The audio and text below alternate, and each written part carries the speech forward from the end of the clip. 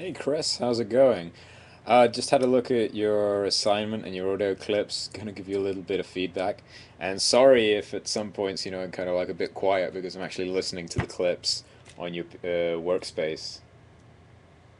I like the first clip, I think it's the strongest one that you've got because it's kind of like, it's very in situation. You can really see kind of like the character kind of like interacting either with somebody, but the good thing is that there's no dialogue back. So that kind of like makes it really kind of like interesting. It's kind of like, yeah, you should let me know about that. It's really, really, really, really good. Okay. Uh, Clip number two.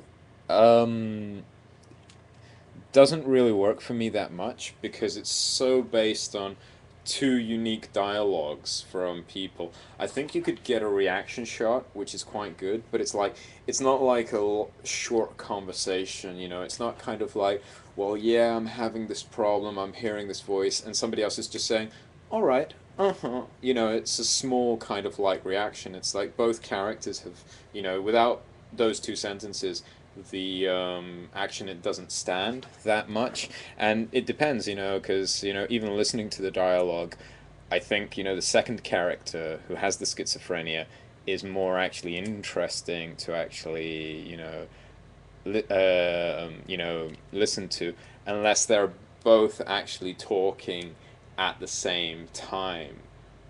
So the only way that I could see this shot actually work is like almost like if it's a narration over the top, where you see this guy, he's alone, he's looking side to side, and there's this thing, that's playing in the background. The thing you're describing is schizophrenia, and he kind of like turns around left, turns around right, sees there's nobody around, and he says, "No, no, it's just a voice in my head," which is, it's a way of playing with it. But I think that the line itself, it's kind of like, it's almost like, it's tough to find, but, a short little story that just has, everything contained in that clip, is going to be much, much, much stronger.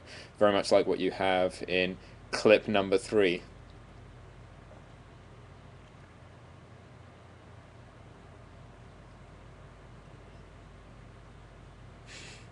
I like the way that clip number three actually has just those little stuttering moments, and those moments probably where the character's like, oh, and you can do lots of smacking of the lips and things where the character's actually really, really, really thinking, you're so strong and I'm so proud of you, honey.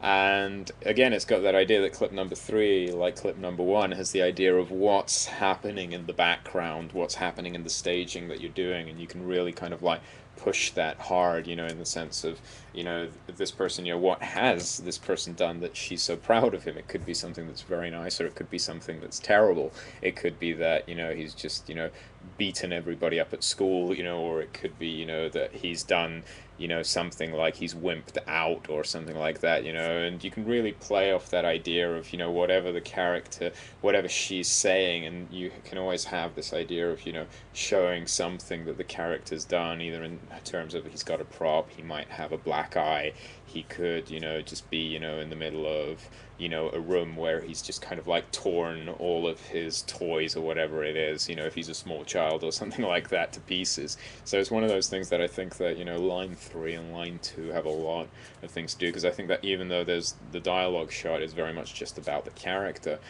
putting something in the scene itself, in the staging, that actually helps you, just push that dialogue a little bit further, even if it makes somebody smile, laugh, or something, is going to be a great little addition to your piece. Okay?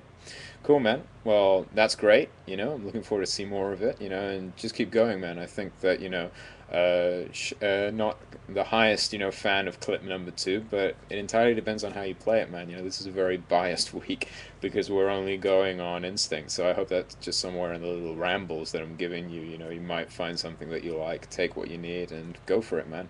Best of luck. See you soon.